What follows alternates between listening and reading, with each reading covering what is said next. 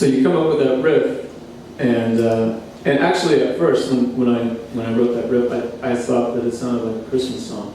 And I'd never written a Christmas song before, but I just thought something about it sounded like a Christmas song. So I was gonna write a Christmas song out of that, and I had it on the shelf for a while. So, but I was actually out in LA for the first time doing some of these co-writing sessions that I was talking about. And it was my first trip out there, and I'd never done co-writing before. And the label hooked me up with like 3 weeks straight of co-writing. Which, I mean, I was excited about it because I was excited to fly out to LA and I'm still on the high from being signed to a major label. And I get out there and within the first couple days, I discovered that I absolutely hate this.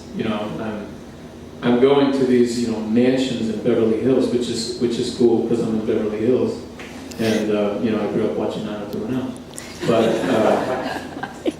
But there was nothing organic about it. And not to say that this whole process is terrible, because it works for people, I'm sure.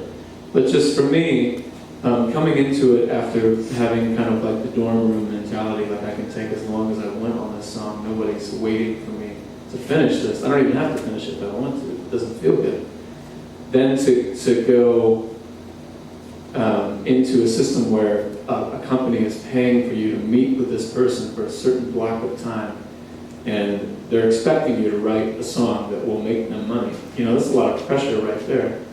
And not to mention the fact that you're in this mansion with all these platinum records on the wall. So already, you feel inferior. And so after a couple of weeks of this, I called my A&R guy in New York, and I was like, I really hate this. Like, I'm miserable. And I know I have like 2 more weeks left. But I think I just kind of just want to go home, And he was like, well, you can't go home. There's no way you're going home. We've rented you this car for a month, so you're gonna drive your Pontiac Sunfire and write these songs. And so I was horribly depressed, and I had one friend in LA who I went to college with, so I drove over to his house, and we were gonna go to dinner that night, and I'm just depressed thinking about the next 2 weeks of having to do this kind of writing. And he had a guitar, and I was waiting for him to go to dinner, and so I sat out on his porch. And I'm a horrible guitar player, so I can only just block out some chords. And so I sat there on his porch and started, just blocking out these chords. And then all of a sudden, the lyrics and the melody just kind of came all at once, which is super rare. These kinds of songs only come, for me, once every like 2 years or something like that. You get like one of these songs. And so, so the melody and the lyrics went like this. Well, I never lived next to the water, so I could never get used to the beach. I'm glad I never grew up on a mountain to figure out how high the world can be.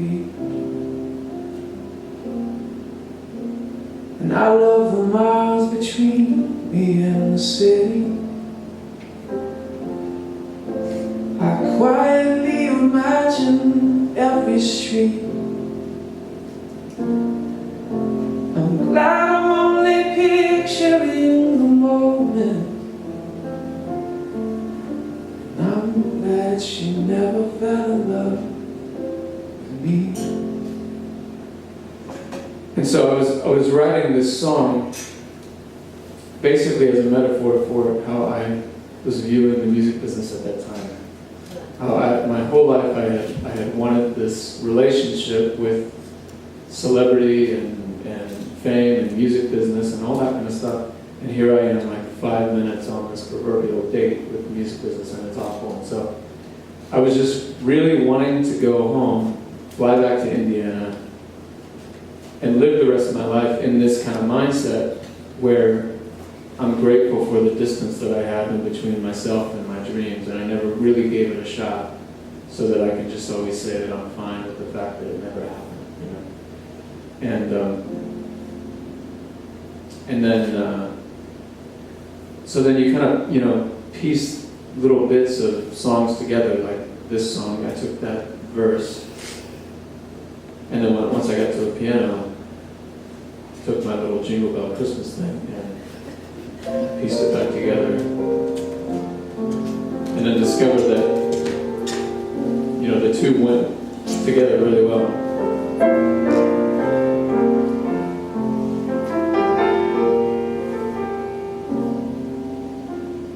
For some world's a treasure to discover, and you'll see that we should never stay the same. But they're trading in their dreams for explanations, all in an attempt to entertain. But I love the miles between me and the city. I quietly imagine Elvis Street, and I'm glad I'm only picturing the moment. And I'm glad she never fell in love with me. And the song goes on.